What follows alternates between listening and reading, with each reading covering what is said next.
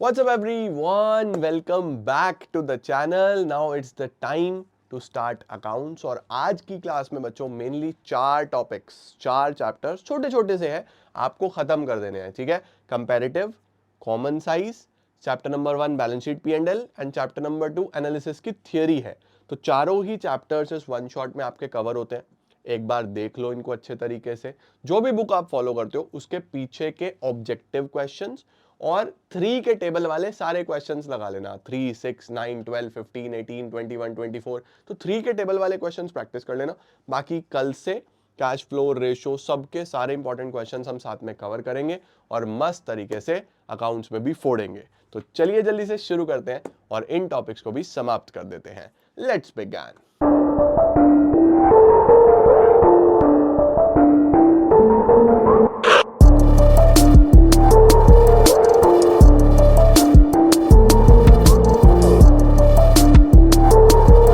आइए जी बेटा जी, शुरू करते हैं हम लोग बिल्कुल सबसे पहला किताब का चैप्टर जो कि है financial statement of a company.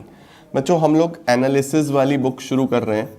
ठीक है, तो ये जो एनालिसिस वाला चैप्टर है, थोड़ा सा मेरी तबीयत ठीक नहीं थी तो मैं लेट शुरू कर रहा हूँ. मोस्ट प्रोबेबली आपके पास 3:15 साढ़े 3 तक आया होगा आज. उसके लिए भी एक्सट्रीमली सॉरी, बट तबीयत थोड़ी सी खराब थी तो रेस्ट करके शुरू कर रहा हूँ. तो 3 बजे 3:15 बजे आपके पास ये चैप्टर नंबर 1 आ रहा है. 5 बजे शाम को आपके पास कंपैरेटिव कॉमन साइज आ जाएगा. कंपैरेटिव कॉमन साइज आ जाएगा. कल बच्चों 3 बजे आपके पास चैप्टर नंबर 2 आएगा और हम कैश फ्लो भी शुरू कर देंगे. और 5 बजे मोस्ट प्रोबेबली कैश फ्लो का काफी पोर्शन मैं आप लोगों को करा दूंगा. तो बहुत शानदार रहने वाले हैं ये अगले 2-3 दिन. बड़े तरीके से पढ़ लेना और ये एनालिसिस पूरा खत्म करा दूंगा. And I can assure you, जितनी जितनी चीजें पढ़ाऊंगा उससे बाहर कुछ नहीं आएगा तुम्हारे बोर्ड एग्जाम में. This is my assurance. ठीक है, तो आओ जल्दी से शुरू करते हैं बच्चों. सबसे पहले एनालिसिस में हम फर्स्ट चैप्टर के साथ चालू कर रहे हैं. पहला चैप्टर है क्या, जो कि है financial statements of a company. एक कंपनी के फाइनेंशियल स्टेटमेंट्स कैसे होते हैं. तो बच्चों किसी भी कंपनी के फाइनेंशियल स्टेटमेंट्स की अगर हम बात करें तो हमारे पास कंपनी में सबसे पहले बैलेंस शीट होता है. सबसे पहले हमारे पास बैलेंस शीट होता है. फिर हमारे पास स्टेटमेंट ऑफ P&L होता है. फिर हमारे पास statement of change in equity होता है. फिर हमारे पास कैश फ्लो स्टेटमेंट होता है.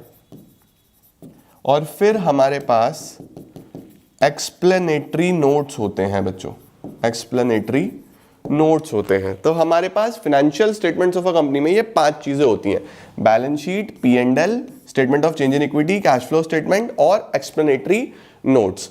कैश फ्लो अपने आप में एक पूरा चैप्टर है तो हम वहां पढ़ेंगे. एक्सप्लेनेटरी नोट्स मैं आपको बैलेंस शीट और P&L के साथ साथ बता दूंगा.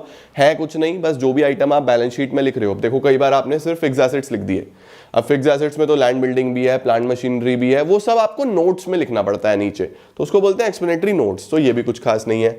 Statement of change in equity का आपके सिलेबस से कोई लेना देना ही नहीं है. बस आपको पता होना चाहिए कि एक statement of changes in equity भी होता है.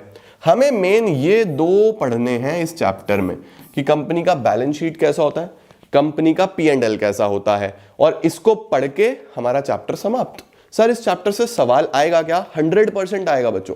पूछेगा क्या, हेडिंग बताओ कि ये कौन से हेड के अंदर जाएगा. सब हेडिंग बताओ कहां पे जाएगा. सपोज उसने दे दिया बताओ गुडविल कहां पे जाएगा, तो आपको पता होना चाहिए कि गुडविल एक इंटेंजिबल एसेट है ना. तो हम बताएंगे गुडविल इंटेंजिबल एसेट्स में बैलेंस शीट में जाएगा. राइट, तो आपको बस इतना ही पूछेगा, बताओ कोई चीज कहां पे आएगी. आउटस्टैंडिंग एक्सपेंसेस कहां जाएगा, राइट, प्रीपेड एक्सपेंसेस कहां जाएगा, एक्रूड इनकम कहां जाएगा, डेप्रिसिएशन कहां जाएगा.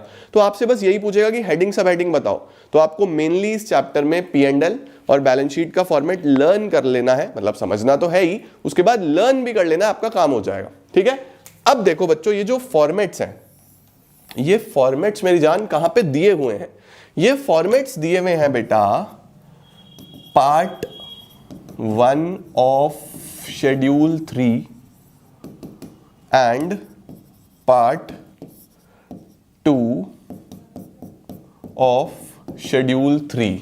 तो हमारे पास जो बैलेंस शीट है वो तो कंपनीज एक्ट के पार्ट 1 ऑफ शेड्यूल 3 में है और P&L पार्ट 2 ऑफ शेड्यूल 3 में है। ये आपको याद रखना है। कहां पे? कंपनीज एक्ट में। तो कंपनीज एक्ट में बच्चों कुछ शेड्यूल्स बने होते हैं। शेड्यूल्स ऐसा समझ लो जैसे आपके चैप्टर्स होते हैं ना सिलेबस में, कि सपोज एनालिसिस की बुक, एनालिसिस के अंदर ये चैप्टर, ये चैप्टर, ये चैप्टर, ये चैप्टर, ऐसे ही पूरे कंपनीज एक्ट में अलग अलग चैप्टर्स हैं जिनको शेड्यूल्स बोल रहे हैं। उसके अंदर पार्ट 1 में बैलेंस शीट है, पार्ट 2 में P&L है। ठीक है, स्क्रीनशॉट ले लो जल्दी से। अब बच्चों जी बैलेंस शीट होता कैसे है? बेटा बैलेंस शीट बिल्कुल सेम वैसे ही है जैसे अभी तक आप फर्म का सीखते आए हो, बस फर्क इतना सा है कि वो बैलेंस शीट ऐसे होती थी horizontal, liability amount, assets amount, तो ऐसे चलती थी ना हॉरिजॉन्टल। ये ऐसे होगी वर्टिकल। वर्टिकल कैसे होगी sir?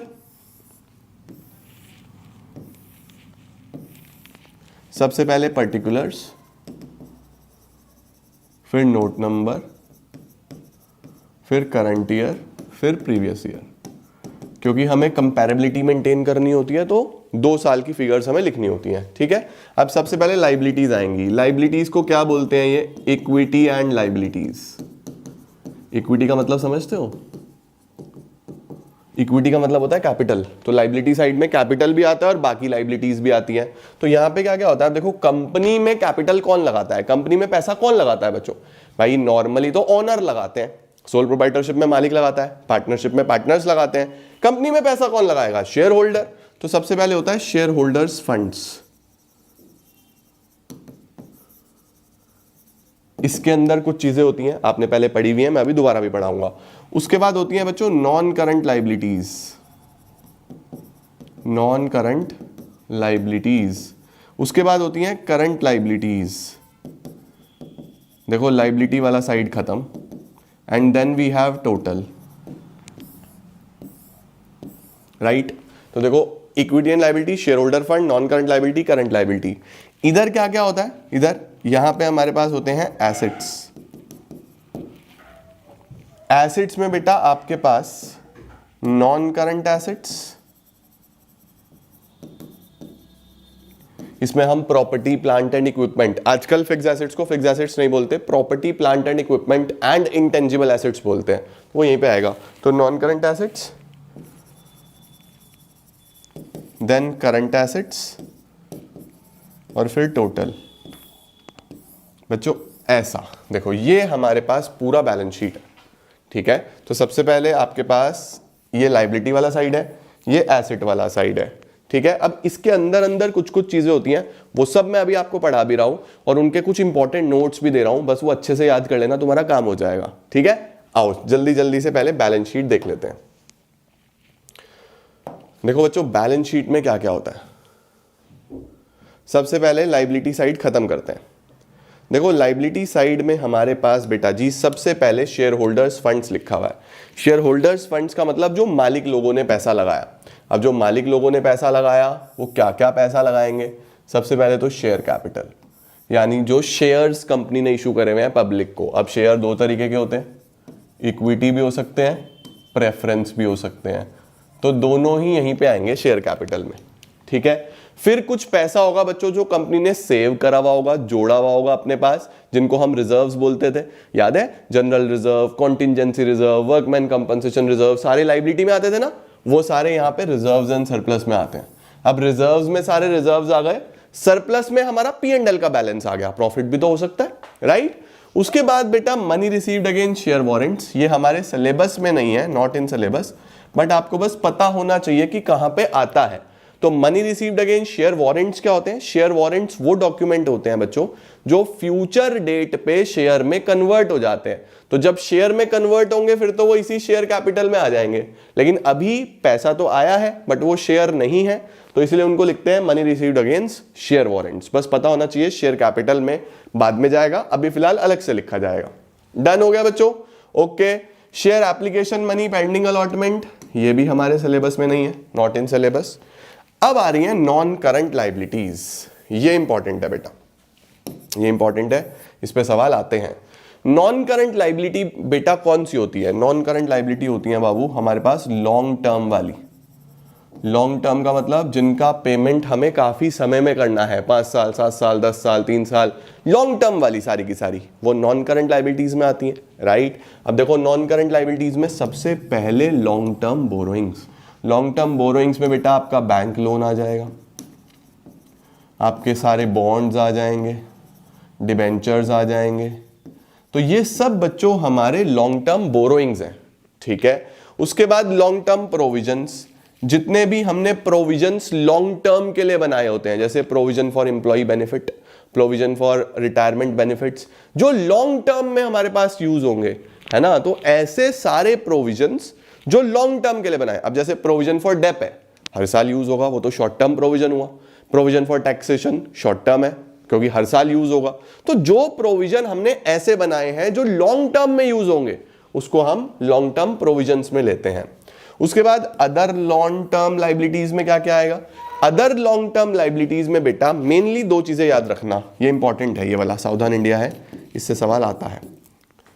Premium payable on redemption of preference shares and premium payable on redemption of debentures. Debentures पे जो प्रीमियम दिया है वो, और प्रेफरेंस शेयर्स जब रिडीम होंगे उन पे जब प्रीमियम देना होगा तो वो, ये दोनों बेटा लॉन्ग टर्म में ही रीपे होते हैं, चाहे वो प्रेफरेंस शेयर हो चाहे डिबेंचर हो। तो इन पे देने वाला प्रीमियम भी हम अदर लॉन्ग टर्म लाइबिलिटीज में लिख देते हैं, ठीक है बच्चा। उसके बाद आता है बच्चों डेफर्ड टैक्स लाइबिलिटी, ये हमारे सिलेबस में नहीं है, नॉट इन सिलेबस, बस ये ध्यान रख लेना कि डेफर्ड टैक्स लाइबिलिटी भी नॉन करंट लाइबिलिटी का पार्ट होता है, ओके। अब करंट लाइबिलिटीज पे आ जाओ। अच्छा, अगर तुम लोग को इसका मीनिंग भी देखना हो तो जो मैंने नॉर्मल वीडियो अपलोड किया है ना 100 डेज वाली सीरीज में, मैंने वहां ये भी समझाए हैं, बट अभी क्योंकि हमें एग्जाम पॉइंट ऑफ व्यू से पढ़ना है तो सिर्फ वो चीजें पढ़ेंगे जो एग्जाम के लिए इंपॉर्टेंट है ना। देखो करंट लाइबिलिटीज में क्या होता है बच्चों? Short term borrowings. Short term borrowings का मतलब जितने भी हमने शॉर्ट टर्म के लिए लोन्स लिए हैं, शॉर्ट टर्म लोन्स, राइट, ये सब शॉर्ट टर्म बोरोइंग्स में आ जाएगा। ट्रेड पेबल, ट्रेड पेबल कौन कौन से होते हैं बच्चों हमारे? क्रेडिटर, बिल्स पेबल, ये सारे याद है हमें, छोटे टाइम पीरियड में इनका पेमेंट करना होता है, 2 महीना 3 महीने में, राइट। अदर करंट लाइबिलिटीज में कौन सी आ जाएंगी? जो कहीं भी नहीं आई, जो है तो करंट लेकिन कहीं आई नहीं सर, जैसे आउटस्टैंडिंग एक्सपेंसेस। बच्चों देखो कहीं भी नहीं आया, आउटस्टैंडिंग होता है ना जो पेमेंट करना रह गया, आउटस्टैंडिंग एक्सपेंसेस हो गया। या फिर कोई अनअर्न्ड इनकम हो गया, मैंने कमाई नहीं मुझे एडवांस में मिली है, अनअर्न्ड इनकम हो गया, वो आ जाती हैं इसके अंदर। उसके बाद short term provision. Short term provision का मतलब बच्चों वो प्रोविजन जो शॉर्ट टर्म के लिए बने हैं, provision for tax, provision for depreciation, वो सब शॉर्ट टर्म प्रोविजंस में आते हैं। तो ये पूरा का पूरा हमारा लाइबिलिटी साइड हो जाता है। जल्दी से इसका स्क्रीनशॉट ले लो, जल्दी जल्दी से। डन सर, क्या बात है। अब हम चलते हैं एसेट साइड्स पे। देखो बच्चों एसेट्स में वही 2 प्रकार के एसेट्स हैं, नॉन करंट और करंट। अब नॉन करंट कौन से होते हैं? जिनका बेनिफिट हमें लॉन्ग ड्यूरेशन तक मिलता है, लॉन्ग टर्म तक मिलता है, ठीक है। अब इसमें जिनको हम नॉर्मली फिक्स एसेट्स बोलते थे, अब हम इसको फिक्स एसेट्स नहीं बोलते, मतलब कंपनी की बैलेंस शीट में इसको फिक्स एसेट्स नहीं बोलना है, वही चीजें लेकिन फिक्स एसेट नहीं बोलना। क्या बोलोगे इसको? Property, plant and equipment and intangible assets. Property, plant and equipment and intangible assets, तो ये याद रख लेना अब, ठीक है। अब property, plant and equipment and intangible assets में हमारे पास सबसे पहले टेंजिबल फिक्स एसेट्स आते हैं, जिनको हम वैसे नॉर्मली फिक्स्ड यहां पे नहीं बोलेंगे, ठीक है। टेंजिबल को क्या बोलोगे? Property, plant and equipment, PPE, property, plant and equipment. इसमें सारे लैंड, बिल्डिंग, प्लांट मशीनरी, जितने भी सारे टेंजिबल एसेट्स होते हैं ना जो लंबे समय में हमें बेनिफिट देंगे, वो सब आ जाएंगे। देन इंटेंजिबल, इंटेंजिबल में आपके गुडविल, पेटेंट, कॉपीराइट्स, ट्रेडमार्क्स, कोई टाइटल हो गए, कोई हेडिंग्स हो गई, सॉफ्टवेयर्स हो गए, एप्लीकेशंस हो गई, ये सारे बच्चों इंटेंजिबल एसेट्स में आ जाते हैं। अब अगर कोई टेंजिबल एसेट अभी बन रहा है, यानी कोई बिल्डिंग अभी आपकी बन रही है, तो उसको बोलोगे कैपिटल वर्क इन प्रोग्रेस। ऐसे ही अगर अभी कोई इंटेंजिबल एसेट बन रहा है उसको बोलोगे इंटेंजिबल एसेट अंडर डेवलपमेंट। ठीक हो गया बच्चों? तो ऑलवेज रिमेंबर हमारे पास एसेट्स में 4 एसेट्स होंगे नॉन करंट में। सबसे पहला प्रॉपर्टी प्लांट एंड इक्विपमेंट, जो कि एक तरीके से टेंजिबल फिक्स एसेट है। देन इंटेंजिबल एसेट्स, जिसमें गुडविल, पेटेंट, कॉपीराइट, ये जो दिखते नहीं है हमें बेनिफिट देते हैं, है ना। तीसरा, अगर कोई टेंजिबल एसेट बन रहा है तो capital work in progress. Intangible बन रहा है तो इंटेंजिबल एसेट अंडर डेवलपमेंट। ठीक है बच्चों? फिर हमारे पास क्या आता है? फिर हमारे पास आता है non current investments. Non current investments कौन सी होती हैं? जो आपने लॉन्ग ड्यूरेशन के लिए बिजनेसेस में पैसा इन्वेस्ट किया हुआ है। अब अगर आपने अपने बिजनेस को बेनिफिट देने के लिए करा है तो उसको बोलते हैं ट्रेड इन्वेस्टमेंट्स। अगर आपने अपने बिजनेस के बेनिफिट के लिए, सपोज मैंने अपना बिजनेस ग्रो करने के लिए कोई और बिजनेस एक्वायर करा, तो मेरी इन्वेस्टमेंट है और मेरे बिजनेस के लिए है वो, तो वो मेरा ट्रेड इन्वेस्टमेंट होगा। और नॉर्मली मैंने इन्वेस्ट कर दिया किसी शेयर्स में तो वो अदर इन्वेस्टमेंट्स में आ जाएगा। तो ध्यान रखना, नॉन करंट इन्वेस्टमेंट्स में ट्रेड इन्वेस्टमेंट और अदर इन्वेस्टमेंट्स आते हैं। देन डेफर्ड टैक्स एसेट्स हमारे सिलेबस में नहीं है, not in syllabus. Long term loans and advances, जो आपने लोन दिए, जो आपने लोन दिए बेटा, तो अगर आपने लॉन्ग टर्म के लिए कोई लोन दिया है तो आपका एसेट है ना। उसके बाद other non current assets. Other non current assets में हमारे पास ऐसा आता है कुछ डेटर्स जिनका आपको पैसा मिलने वाला है लॉन्ग टर्म में, है तो डेटर लेकिन लॉन्ग टर्म में पैसा मिलने वाला है ना, इस तरीके की कोई चीज है। या फिर कोई बिल्स है जो आपको लॉन्ग टर्म में पैसा मिलने वाला है, वो अदर नॉन करंट एसेट्स में आ जाते हैं। ठीक है? तो नॉन करंट इन एसेट्स में सर क्या हमारे पास कोई मेमोरी टेक्निक है क्या? मैं ऊपर लाइबिलिटी की भी बताने भूल गया, अभी बताता हूं। पहले एसेट्स की बता दूं तो देखो, PICI, पिकी, पिकी निडलो, जैसे बोलते हैं निकलो तो हम बोलते हैं निडलो, तो पिकी निडलो। सर कहां निडलो? जाके टिस्को करो, टिस्को, जैसे बोलते हैं ना, it's the time to disco. तो ये जो पिकी है हमने इसको घर से निकाल दिया, निकलो की जगह निडलो कर दिया और जाके टिस्को कर रही है ये। ठीक है? तो पिकी निडलो टिस्को। ठीक है? देखो जरा, अब करंट एसेट्स में क्या क्या आएगा? करंट इन्वेस्टमेंट्स, जो आपने शॉर्ट टर्म के लिए पैसा इन्वेस्ट किया हुआ है। इन्वेंट्री, इन्वेंट्री में बेटा आपका हर चीज की इन्वेंट्री आ जाती है। Raw material, work in progress, finish goods, stock in trade, stores and spares and loose tools. Loose tools बहुत पूछता है बेटा एग्जाम में, तो ध्यान रखना ये सब इन्वेंट्री का पार्ट है, जो माल बचा हुआ है उसका पार्ट है। क्या क्या आता है? Raw material, work in progress, finish goods, stock in trade, stores and spares, loose tools. ठीक है? रिसीवेबल्स आप जानते हो, डेटर और बीआर, ये डेटर और बीआर होते हैं। फिर cash and cash equivalents, cash हो गया, कैश इक्विवेलेंट्स हो गया। Short term loans and advances हो गए, जो आपने loans and advances short term के लिए दिए हुए हैं वो short term loans and advances में आ गए। And other current asset, other current assets में बच्चों जैसे प्रीपेड एक्सपेंसेस हो गए, प्रीपेड एक्सपेंसेस हो गए, एक्रूड इनकम हो गई, है ना, ये सब बच्चों हमारे अदर करंट एसेट्स में आ जाते हैं। हो गया सारा रिवीजन? अब बढ़िया तरीके से ये सब याद कर लेने आपको आज। ठीक है? तो क्या क्या आया हमारे पास यहाँ पे? देखो यहाँ पे आएगा पिकी निडलो टिस्को। ठीक है? TISCCO। तो ये तो बच्चों हमारा एसेट्स का मेमोरी टेक्निक है, जल्दी से स्क्रीनशॉट लो। इसके बाद हमारे पास यहां पे भी देख लो, यहां पे भी देख लो, यहां पे क्या क्या है।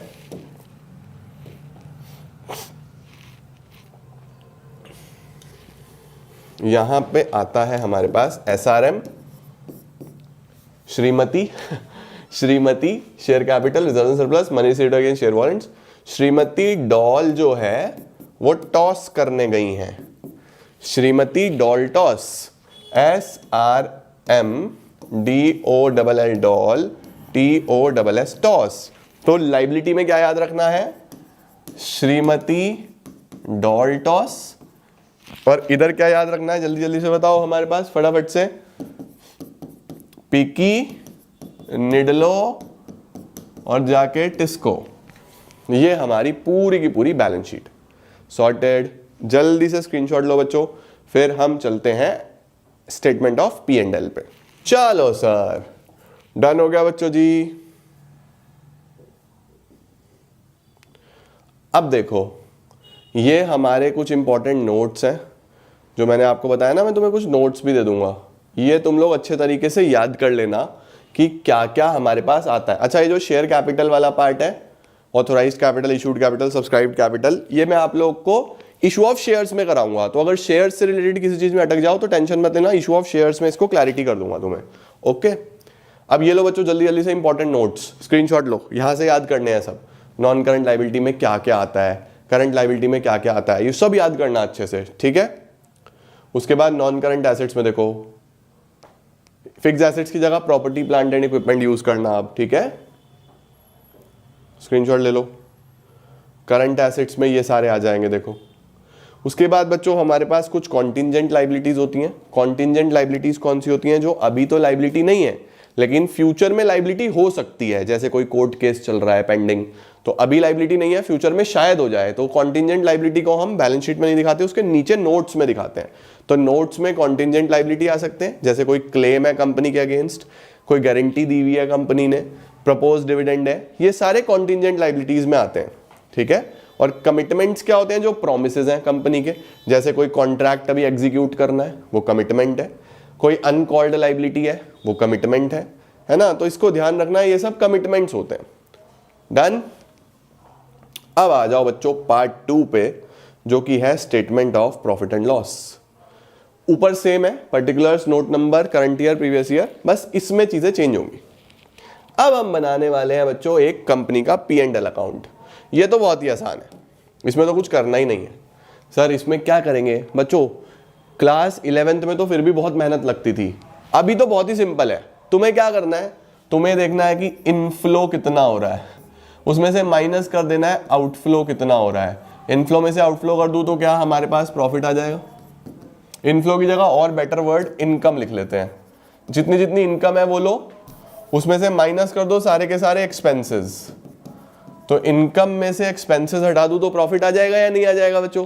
P&L में यही करते हैं। सबसे पहले हमें पैसा कहां से कमाया जाता है बच्चों? सबसे पहले पैसा कमाया जाता है सेल से, जहां पे आप माल बेचते हो, है ना, उसको हम क्या बोलते हैं? सेल। अब यहां पे सेल को क्या बोलोगे? रेवेन्यू फ्रॉम ऑपरेशन, क्योंकि वही तो मेरा मेन ऑपरेशन है ना। ऑपरेशन का मतलब मेरा मेन धंधा है, मेरा मेन काम है, मेरा मेन बिजनेस है। तो रेवेन्यू फ्रॉम ऑपरेशन को आप क्या क्या लोगे? Sales minus sales return plus sale of scrap. ये सेल ऑफ स्क्रैप इंपॉर्टेंट है बच्चों। सेल ऑफ स्क्रैप क्या है? जो बिजनेस से ही स्क्रैप निकला है, कूड़ा कबाड़ा निकला है, वो भी बेच देते हैं ना लोग, तो सेल ऑफ स्क्रैप भी रेवेन्यू फ्रॉम ऑपरेशन में ही आएगा। तो ध्यान रखना, जो माल बेच रहे हो वो प्लस जो उससे कूड़ा कबाड़ निकला, वो सब जोड़ के रेवेन्यू फ्रॉम ऑपरेशन बनता है। अब इसमें क्या जोड़ोगे? जो और इनकम हो सकती है, जैसे dividend received, rent received, interest received, bad debts recovered, discount received, इन मल्टीपल इनकम्स यहां पे हम लोग लेते हैं ना, अलग अलग अलग अलग अलग अलग तरीके की इनकम, वो सब यहां ले लेंगे, उसको जोड़ देंगे। तो बेटा ये पैसा तो बिजनेस से कमाया, ये अलग अलग इनकम हो गई, सारी अदर इनकम है ये, है ना। सपोज मैं पढ़ा रहा हूं, मुझे फीस रिसीव हो रही है, that is my revenue from operation. आपका जिस भी चीज का बिजनेस है वो रेवेन्यू फ्रॉम ऑपरेशन। बाकी अगर मुझे कहीं से डिविडेंड मिला, रेंट मिला, इंटरेस्ट मिला, बैड डेट रिकवर हो गए, डिस्काउंट मिला, वो सब तो अलग है ना बच्चों। जो P&L की क्रेडिट में आती थी सारी आइटम्स, याद है, वो सब बेटा अदर इनकम में आती। इनको जोड़ दो तो टोटल रेवेन्यू बन जाएगा, यानी ये आ गया। जोड़ दिया तो क्या बन गया बेटा? टोटल रेवेन्यू, जो कि इनकम में आ गया। तो revenue from operation, other income, total revenue, ये आपका इनकम वाला पार्ट होता है। अब कंपनी क्या करेगी बच्चों? इसमें से खर्चे माइनस करेगी, एक्सपेंस माइनस करेगी। जैसे number 1 cost of material consumed. जैसे क्लास 11th में कॉस्ट ऑफ गुड सोल्ड होता था ना, याद है कॉस्ट ऑफ गुड सोल्ड, कि जो माल बेचा उसको वो मुझे कितने का पड़ा था, वहां पे कॉस्ट ऑफ गुड सोल्ड बोलते थे ना। यहां पे मैं बोलता हूं कि जितना मटेरियल मैंने यूज करा है वो अपने पास कितना कंज्यूम हो गया, तो इसको कॉस्ट ऑफ मटेरियल कंज्यूम्ड बोल देते हैं। ये कैलकुलेट कैसे होता है? Opening stock of material plus purchase of material minus closing stock of material. लेना सिर्फ मटेरियल का है, ध्यान रखना, ओके। तो तो कॉस्ट ऑफ मटेरियल कंज्यूम सबसे पहले कैसे निकलेगा, opening stock of material plus purchase of material minus closing stock of material. फिर बच्चों जो आपने बना बनाया माल खरीदा, आप सारा का सारा खुद थोड़ी ना बनाते हो भाई, ये तो बनाने में आ गया खर्चा, अब सारा खुद थोड़ी ना बनाते हो, बना हुआ भी खरीदते हो, तो ये हो गया purchase of stock in trade, जो बना बनाया सामान खरीदा। फिर 3 नंबर पे आता है बच्चों चेंज इन इन्वेंट्री। इन्वेंट्री हमारे पास किस किस चीज का होता है, देखो मटेरियल का तो ऊपर आ गया, अब क्या क्या बचा हमारे पास, बचा sir finish goods, work in progress, stock in trade. अभी ऊपर मैंने इन्वेंट्री में आपको सब कुछ लिखवाया था ना, तो उस इन्वेंट्री पे भी तो खर्चे आए, वो भी तो यहाँ पे आना चाहिए। जो बचा हुआ माल है वो तो एसेट्स में गया, लेकिन जो खर्चे आए साल के बीच में वो तो यहाँ आने चाहिए ना। तो 3 चीजों का चेंज इन इन्वेंट्री लेना है। चेंज इन इन्वेंट्री निकलता कैसे है, पहले वो लिख लो। चेंज इन इन्वेंट्री का फॉर्मूला है बच्चों opening stock minus closing stock. अब ओपनिंग माइनस क्लोजिंग स्टॉक आपको 3 चीजों का करना है यहाँ पे। कौन सी 3 चीजें, रॉ मटेरियल तो ये आ गया, वर्क इन प्रोग्रेस का, फिनिश गुड्स का और स्टॉक इन ट्रेड का। ऊपर इन्वेंट्री में यही चीजें ली थी, देखो अपनी बैलेंस शीट में जाके, stores and spares, loose tools और लिए थे, वो तो छुटर पुटर चीजें होती है। मेन 4 चीजें लिखवाई थी मैंने, चेक करो। रॉ मटेरियल जो माल कच्चा माल है, वर्क इन प्रोग्रेस जो अभी बन रहा है, स्टॉक इन ट्रेड जो बन के तैयार है, खरीद के लाए हो आप, है ना, और फिनिश गुड्स जो बिल्कुल रेडी है। तो 4 चीजें होती हैं जिसमें मटेरियल हमने ऊपर लिख दिया बाकी तीनों के खर्चे यहां आ गए। तो याद कर लो, cost of material consume, then purchase of stock in trade जो बना बनाया माल खरीदा, देन चेंज इन इन्वेंट्री किस किस चीज का, work in progress, finish goods और स्टॉक इन ट्रेड का। फिर बच्चों एम्प्लॉई पे जो जो खर्चे हुए, सर एम्प्लॉई पे कौन कौन से खर्चे होते हैं, भाई तुम एम्प्लॉई को वेजेस देते हो, सैलरी देते हो, रिटायरमेंट बेनिफिट्स देते हो, वो पीएफ देते हो, ग्रेचुटी देते हो, कितना सारा खर्चा करते हो एम्प्लॉइज पे, करते हो ना, सब एम्प्लॉई बेनिफिट में जाएगा। फाइनेंस कॉस्ट बच्चों ध्यान रखना, ये बहुत इंपॉर्टेंट है, इस पे क्वेश्चन आता है। फाइनेंस कॉस्ट में सिर्फ इंटरेस्ट एंड बोरोइंग कॉस्ट आएगा। कई बार एग्जाम में आपको बैंक चार्जेस दिए होते हैं, बच्चे बैंक चार्जेस देखते ही फाइनेंस कॉस्ट में डाल देते हैं, नंबर कट जाएंगे बेटा। बैंक चार्जेस इसका पार्ट नहीं है, बैंक चार्जेस अदर एक्सपेंसेस का पार्ट है। फाइनेंस कॉस्ट में सिर्फ इंटरेस्ट और बोरोइंग कॉस्ट, ठीक है। बोरोइंग कॉस्ट में जैसे पेपर वर्क हो गया, लोन प्रोसेसिंग फीस हो गई, इस तरीके की चीजें, ठीक है। देन और कौन कौन से खर्चे बच्चों, depreciation, amortisation. Depreciation tangible assets के लिए, एमोर्टाइजेशन इनटेंजिबल एसेट्स के लिए, मतलब दोनों का एक ही है, वैल्यू कम होना, ठीक है बेटा। Then we have other expenses. Other expenses में क्या क्या आता है सर, अभी बहुत सारे खर्चे बचे, जैसे कैरेज, फ्रेट, कितने सारे खर्चे बच्चों हमने लिखे थे, बैड डेट्स, है ना, audit fees, advertisement, selling expenses, administration expenses, जितने भी खर्चे बचे थे सब अदर एक्सपेंस में डाल देना, जिसका कोई नहीं उसका अदर एक्सपेंस। तो ये हमारा खर्चों का कॉलम होता है बच्चों, ये हमारा खर्चों का कॉलम होता है बेटा। खर्चों का कॉलम कहां से शुरू होगा, ध्यान रखना, शुरू के 3 खर्चे तो गुड्स पे ही हैं, 3 खर्चे तो गुड्स पे ही हैं। पहला किस पे है, मटेरियल पे, रॉ मटेरियल पे, यानी कॉस्ट ऑफ मटेरियल कंज्यूम।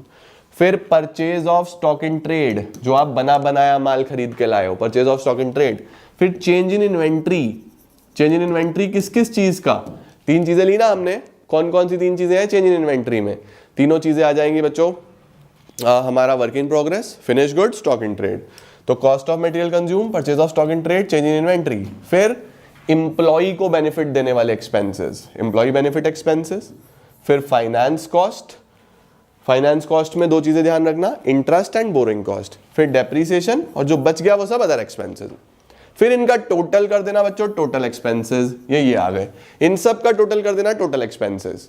अब देखो इनकम में से एक्सपेंस हटाओगे तो क्या आएगा भला, प्रॉफिट, ये आ गया प्रॉफिट बिफोर टैक्स।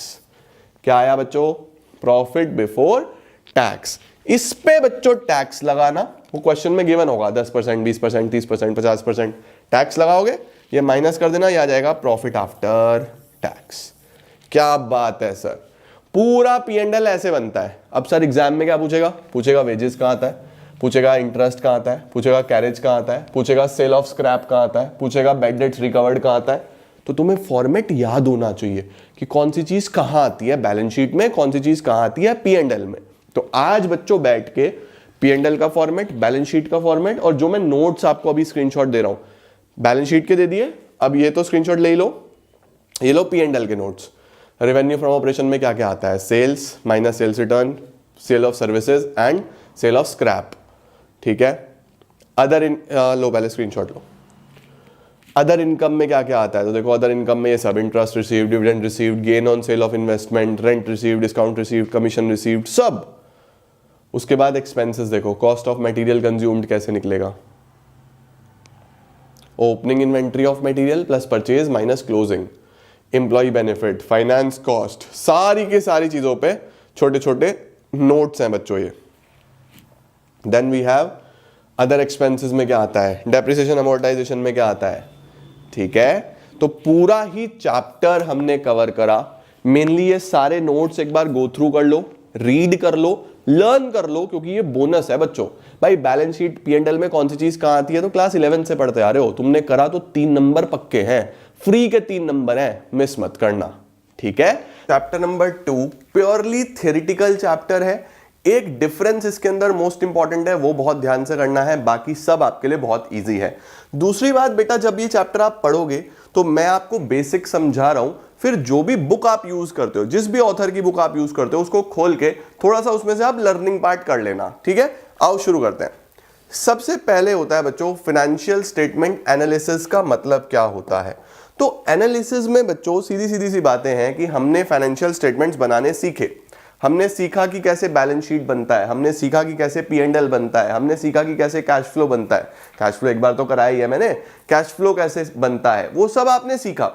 अब उन सारी स्टेटमेंट्स को कंपेयर करना, ताकि ये पता चले कि ग्रोथ है या नहीं है, रीड करना, पढ़ना आना चाहिए कि कैसे बैलेंस शीट पढ़ी जाती है, कैसे P&L पढ़ा जाता है, उनकी स्टडी करना, यानी प्रॉपर्ली वहां से आप कुछ ना कुछ रिजल्ट्स निकाल पाओ, वहां से कुछ ना कुछ डेटा निकाल पाओ, और उसको समझना, ताकि आपको ये समझ में आए कि आपकी पॉलिसीज, आपकी प्लानिंग सब अच्छी है भी या नहीं है, और फ्यूचर में कैसे करनी है। इसी को हम फाइनेंशियल स्टेटमेंट एनालिसिस बोलते हैं। तो एनालिसिस में आप कंपेयर करते हो, रीड करते हो, स्टडी करते हो, अंडरस्टैंड करते हो सारी की सारी financial statements of a company, ठीक है। फिर कुछ छोटे छोटे टाइप्स आते हैं एनालिसिस के। सबसे पहला आता है बच्चों external analysis, internal analysis. External analysis नाम में ही है, वो लोग करते हैं which is done by outsiders, जो हमारे ऑर्गेनाइजेशन का पार्ट ही नहीं है, जितने लोग हमारे ऑर्गेनाइजेशन का हिस्सा ही नहीं है। जैसे आपका इन्वेस्टर आउटसाइडर है, आपका बैंक आउटसाइडर है, आपका क्रेडिटर आउटसाइडर है। अब सर ये स्टडी क्यों करेगा बैंकर, भाई बैंकर इसलिए करेगा क्योंकि उसने आपको लोन देना है, पैसा देना है, तो वो स्टडी तो करेगा ना कि ये कंपनी है कैसी। क्रेडिटर ने आपको उधार देना है, स्टडी तो करेगा ना कि दूं या ना दूं। उसके बाद गवर्नमेंट एजेंसीज की टैक्स वगैरह सही से करते हैं नहीं करते हैं, रिसर्चर्स जो आपके बारे में रिसर्च कर रहे हैं वो। तो जितने भी आउटसाइडर्स, क्लास 11th में भी हम लोग इसको पढ़ते हैं एक्सटर्नल यूजर्स के नाम से। याद है कि अकाउंट्स के 2 यूजर्स होते हैं, एक्सटर्नल इंटरनल। तो जो एक्सटर्नल यूजर्स होंगे वो जो एनालिसिस करेंगे उसको एक्सटर्नल एनालिसिस बोला जाएगा। इंटरनल एनालिसिस क्या है बच्चों, जो ऑनर और मैनेजमेंट करेगा। ऑनर कौन होगा हमारे पास, ऑनर होगा बेटा हम लोग का मेनली मालिक लोग, जिसका बिजनेस है, जिसकी कंपनी है। और मैनेजमेंट, ये लोग जो स्टडी करेंगे उसको हम इंटरनल एनालिसिस का पार्ट मानेंगे। इसके बाद आती है बच्चों हॉरिजॉन्टल और वर्टिकल, यही सबसे इंपॉर्टेंट है। ये सावधान इंडिया है, एग्जाम में सबसे ज्यादा यही आती हैं, इसको अभी देखते हैं। Then we have intra firm, जिसको हम टाइम सीरीज, जिसको हम टाइम सीरीज और ट्रेंड एनालिसिस भी बोलते हैं, और इंटर फर्म जिसको हम क्रॉस सेक्शनल भी बोलते हैं। देखो सबसे पहले ये समझो कि इंट्रा क्या होता है। इंट्रा का मतलब होता है बेटा with in the same firm, with in the same firm. इसका मतलब मैं अपनी फर्म के अंदर ही सारा डेटा एनालाइज कर रहा हूं कि भाई पिछले साल मेरा नॉन करंट एसेट कितने का था प्रीवियस ईयर में, इस साल कितने का है। तो 1 साल 2 साल 3 साल जितने भी साल की आपको स्टडी करनी है, जब आप अपनी ही ऑर्गेनाइजेशन के अंदर अंदर चीजों को पढ़ रहे हो, एनालाइज कर रहे हो, स्टडी कर रहे हो, वो होगा इंट्रा फर्म एनालिसिस। वहीं पे अगर मैं ये देखूं कि मेरी कंपनी का ग्रॉस प्रॉफिट कितना है, मेरी कंपनी का, और किसी दूसरी कंपनी का कितना है, यानी जब मैं अपनी कंपनी का जीपी किसी दूसरी कंपनी की जीपी के साथ कंपेयर कर रहा हूं, एनालाइज कर रहा हूं, उसको बोलेंगे इंटर फर्म। तो इंटर फर्म का मतलब होता है जो दो फर्म्स के बीच में कंपैरिजन होता है, दो कंपनीज के बीच में कंपैरिजन होता है। और इंट्रा क्या होता है, जो सेम फर्म के बीच में होता है बेटा। इंट्रा को ही टाइम सीरीज भी बोलते हैं या ट्रेंड एनालिसिस भी बोलते हैं, और इंटर को हम क्रॉस सेक्शनल भी बोलते हैं। एमसीक्यू जरूर आ जाते हैं कि इसका दूसरा नाम क्या है, इसका दूसरा नाम क्या है, तो याद कर लेना एक बार, ठीक है। अब इस पे चलते हैं। हॉरिजॉन्टल एनालिसिस क्या होती है, हॉरिजॉन्टल को ही हम लोग डायनामिक भी बोलते हैं, और वर्टिकल एनालिसिस क्या होती है, इसको हम लोग स्टैटिक भी बोलते हैं। तो पहले आप स्क्रीनशॉट लो, फिर मैं आपको समझाता हूं हॉरिजॉन्टल और वर्टिकल।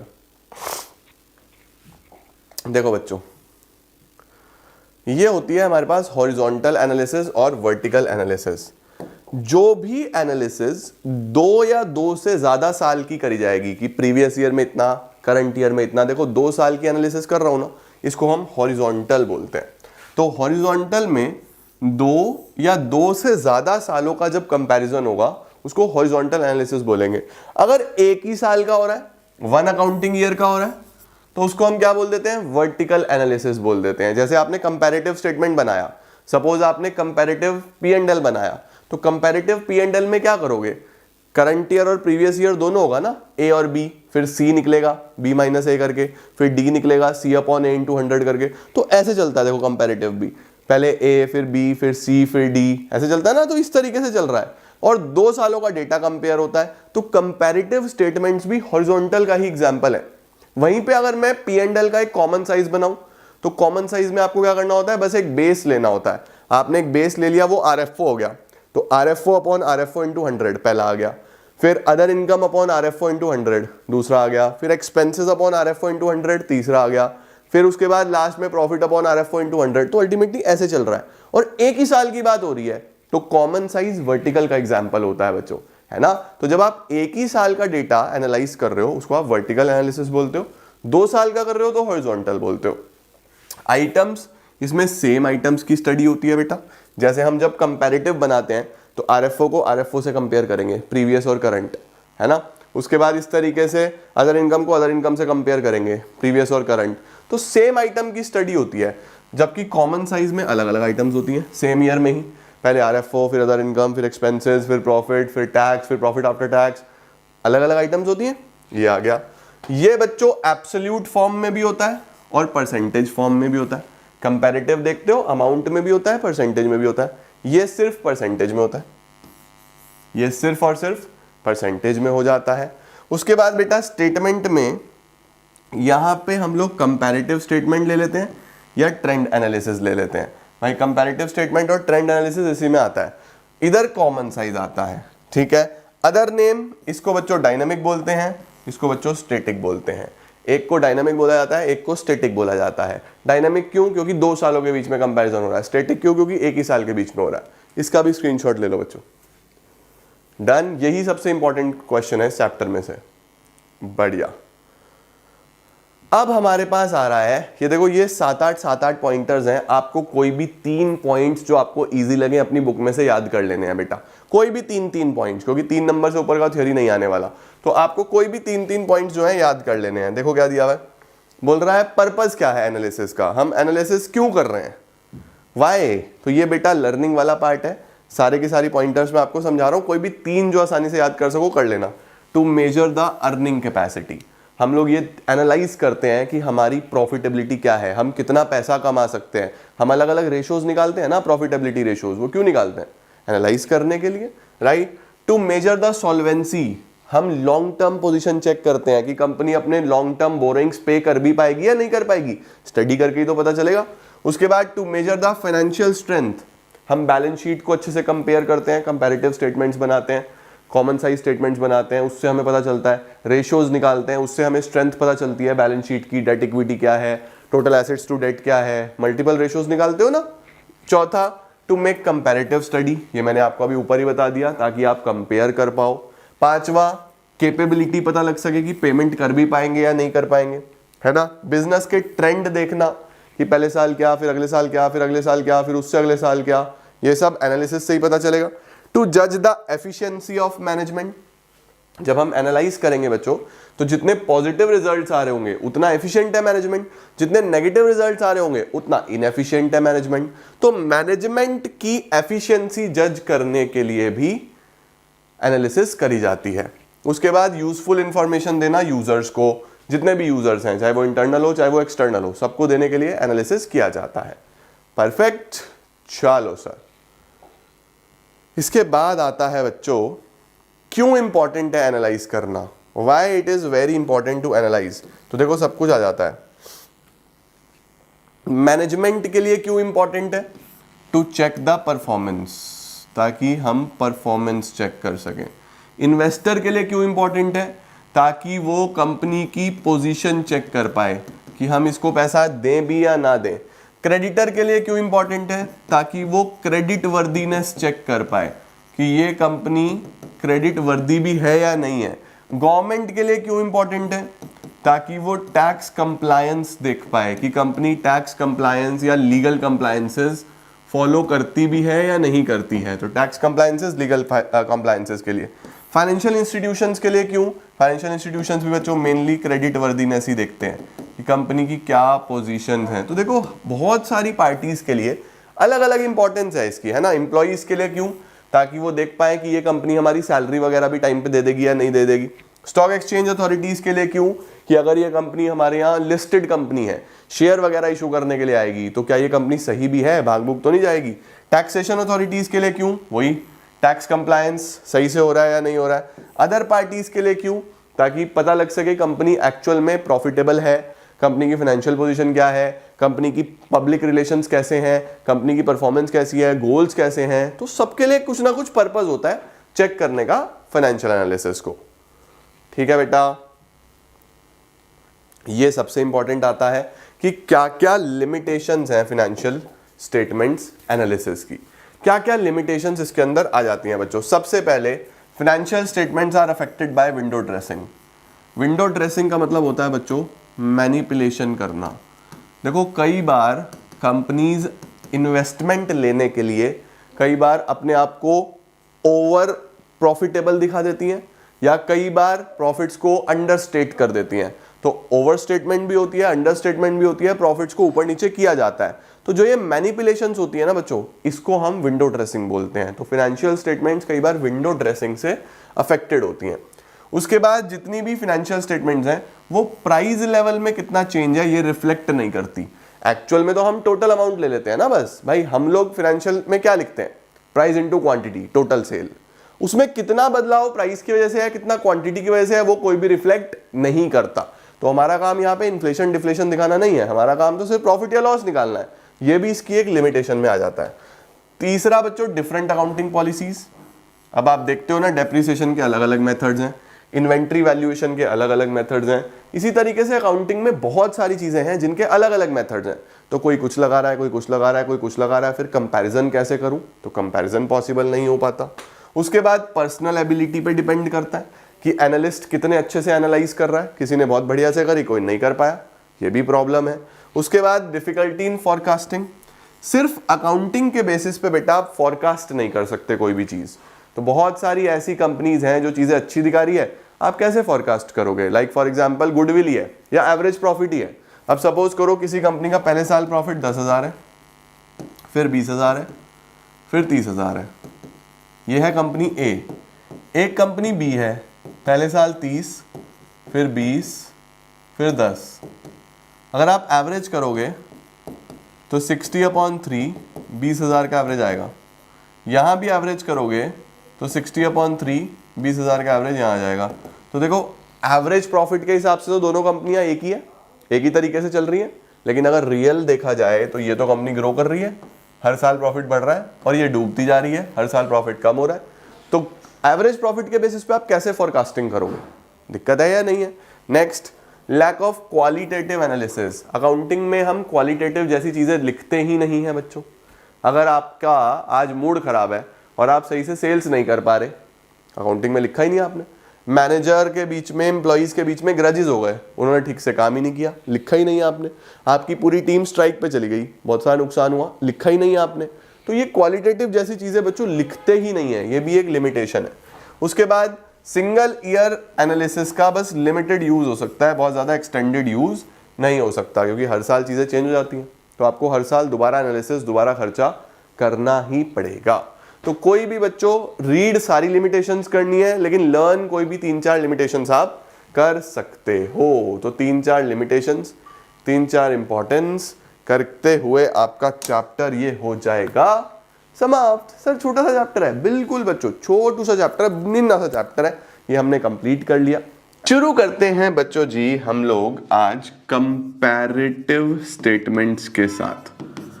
कंपैरेटिव स्टेटमेंट्स, ये है हमारा chapter number 3।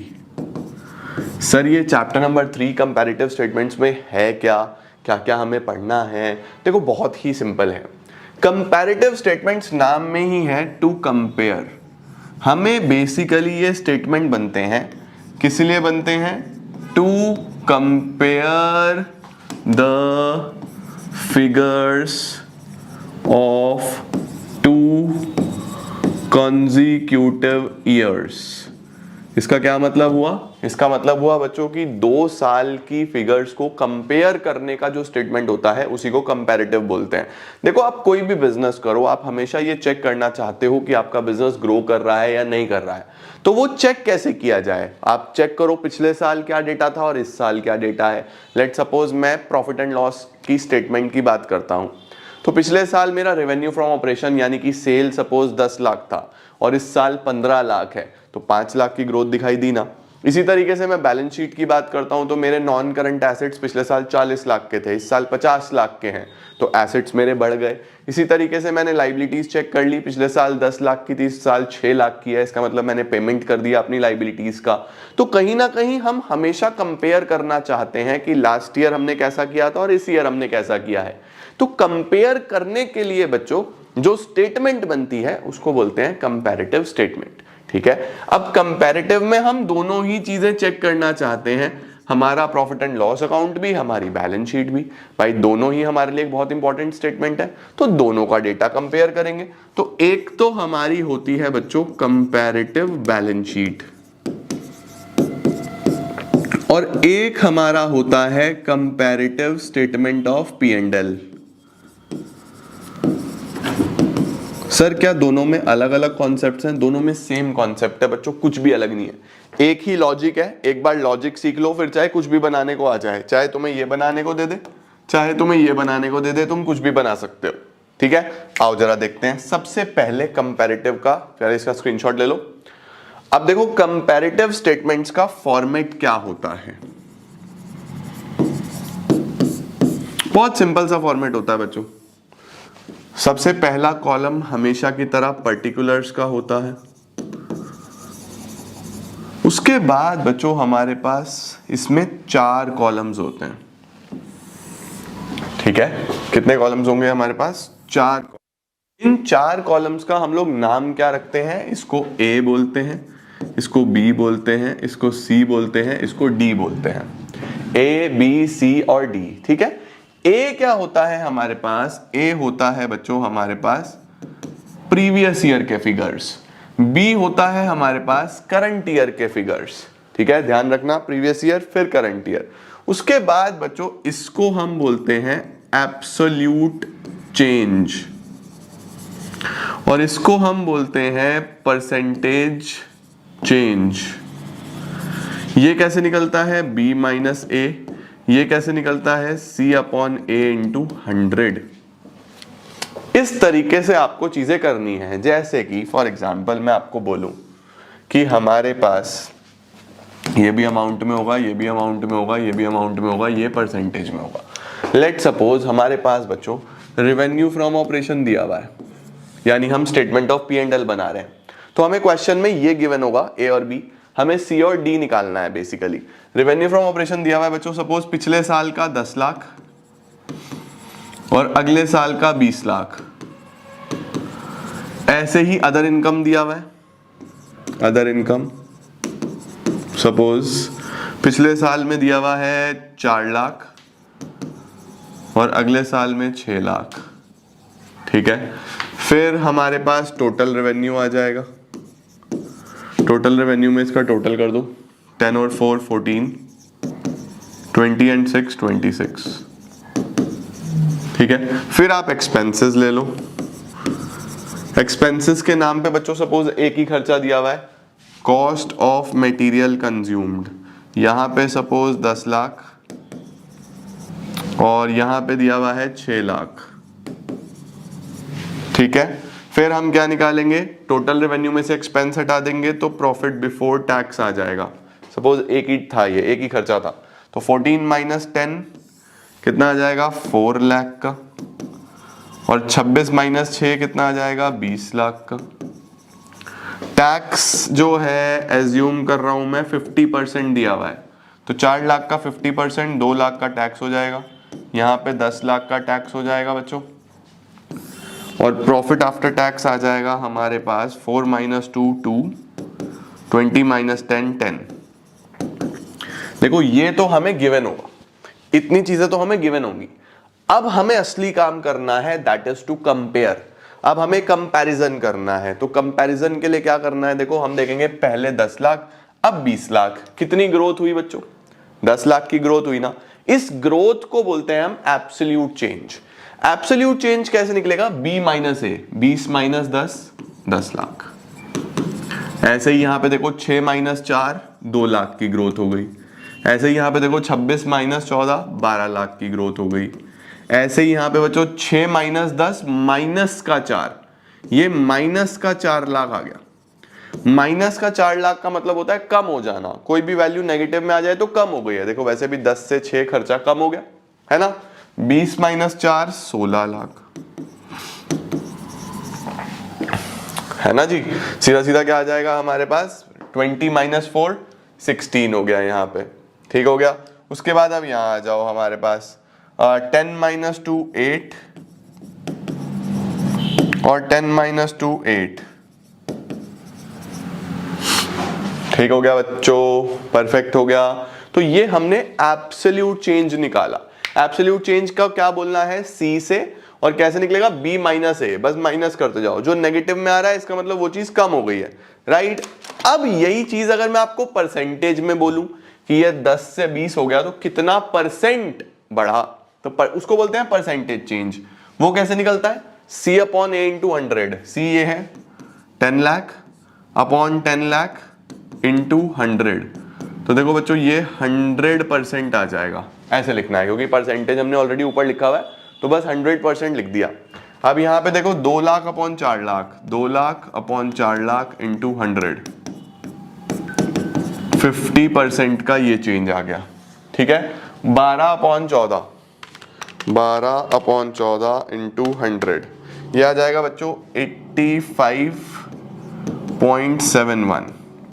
12 lakh upon 14 lakh into 100, ठीक है। ये सब लैक्स में है बच्चों, मैं 12 अपॉन 14 इसलिए लिख रहा हूं कि 0 से 0 कट गया, राइट। यहां पे देखो ये माइनस का आएगा, 4 lakh divide by 10 lakh into 100, तो 4 अपॉन 10 इंटू 100 40%, लेकिन माइनस का, ठीक है। ये 16 अपॉन 4 400%, 400%, 16 अपॉन 4 इंटू 100, ये 8 अपॉन 2 इंटू 100, ये भी 400%, तो ये भी 8 अपॉन 2 इंटू 100, ये भी 400% ही आएगा। तो देखो हम सिंपली क्या कर रहे हैं बच्चों, 2 साल के डेटा को कंपेयर कर रहे हैं। जब मैं अमाउंट में निकाल रहा हूं तो उसको मैं एब्सोल्यूट चेंज बोल रहा हूं, जब मैं परसेंटेज में निकाल रहा हूं तो मैं उसको परसेंटेज चेंज बोल रहा हूं। अल्टीमेटली चेंज देखना is the most essential thing जो हमें चेक करना है, ठीक है। समझे क्या, लो जल्दी से इसका स्क्रीनशॉट कैसे करना है। अब देखो ये तो बच्चों P&L दिया हुआ था, ऐसे ही आपको हो सकता है बैलेंस शीट दे दे, बैलेंस शीट का कंपैरेटिव बना देंगे, बात तो वही है ना। आओ सवाल दिखाता हूं तुम्हें, चेक करो। सिंपली कंपैरिजन करना है और कुछ नहीं। देखो ये दे दिया आपको सवाल, comparative statements and common size statements. हम पहले आज कंपैरेटिव पढ़ रहे हैं। From the following information prepare comparative balance sheet. अब देखो बच्चों 2 साल का डेटा दिया हुआ है, हमें पहले कौन सा लिखना है, प्रीवियस ईयर, फिर कौन सा लिखना है, करंट ईयर। राइट। चलो आओ जरा फटाफट से बनाते हैं। पहले तो हम फॉर्मेट बना लेते हैं। हम यहाँ पे लिखेंगे कंपैरेटिव बैलेंस शीट, पर्टिकुलर्स, उसके बाद फिर 1 2 3 और 4, right. Previous year, current year, absolute change, percentage change, और इनको बोला क्या, A B C is equal to B minus A, D is equal to C upon A into 100। इस बात का ध्यान रखना है कैसे परसेंटेज निकलेगी, ठीक है। अब बैलेंस शीट में बच्चों जी हमारे पास जो साल दिए थे वो 2017 और 16 दिए हुए थे, तो 2016 ये होगा, 2017 ये होगा। करंट ईयर तो नए वाले ईयर को बोलते हैं ना। अब देखता हूं मैं बैलेंस शीट क्या ऑर्गेनाइज्ड है। Share capital, reserve surplus, long term borrowing, current liability, property plant and equipment, उसके बाद नॉन करंट इन्वेस्टमेंट्स, फिर करंट एसेट्स। चलो जी इसको पहले हम हेडिंग्स लिख लेते हैं ताकि हमारे लिए इजी हो जाए। तो हम प्रॉपर लिखेंगे यहाँ पे पर्टिकुलर्स। इक्विटी एंड लायबिलिटी तो एक हो गया बच्चों, ये कैपिटल में ही चलेगा, और एक हमारे एसेट्स हो गए। अब सबसे पहले share holders funds,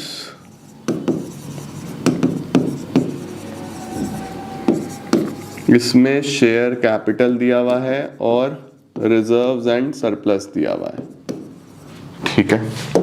share capital और रिजर्व्स एंड सरप्लस दिया हुआ है, और क्या क्या है, लॉन्ग टर्म बोरोइंग है और करंट लायबिलिटीज है, ठीक है। नॉन करंट लायबिलिटी में बच्चों लॉन्ग टर्म बोरोइंग दिया हुआ है और फिर करंट लायबिलिटीज दी हुई हैं। एसेट्स में हमारे पास non current assets, non current assets में बच्चों प्रॉपर्टी प्लांट एंड इक्विपमेंट दिया हुआ है और नॉन करंट इन्वेस्टमेंट दी हुई है। आप प्लीज फुल फॉर्म्स लिखना है ना, property plant and equipment, non current assets, और करंट एसेट्स की एज इट इज वैल्यू दी हुई है।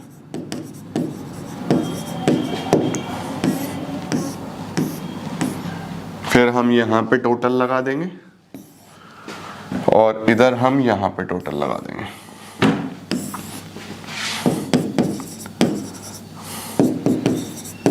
चलो सबसे पहले वैल्यू भरते हैं। 2017 की लिख लेता हूं पहले। Share capital 25, reserves and surplus 6, share capital 25, reserves and surplus 6 lakh, ठीक है, ओके। और क्या क्या दिया हुआ है, long term borrowing 16 lakh, current liability 5 lakh, long term borrowing 16 lakh, current liability 5 lakh. Total कितना हो गया बच्चों, 16 5 6 25, 16 5 6 25, 52 लाख। तो ये हो गए। अब एसेट्स में क्या क्या दिया हुआ है, एसेट्स में 35 10 50 6 50, 35 लाख 10 50 6 50, 35 लाख 10 50 6 50, 52 लाख ये हो गए बेटा। देखो ये तो हमारे पास 2017 का यानी कि करंट ईयर का डेटा हो गया। आप प्रीवियस ईयर का देख लेते हैं। प्रीवियस ईयर में क्या क्या दिया हुआ है, प्रीवियस ईयर में दिया हुआ है 25 10 15 4 50, 25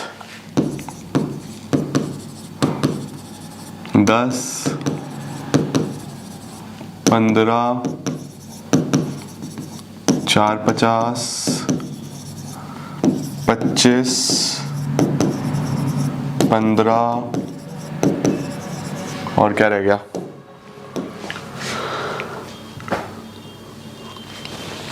25 10 15 4 50, 25 15 और 14 50, 1450। लोच अब क्या क्या दिया हुआ है, 25 10 15 और 450, 5450,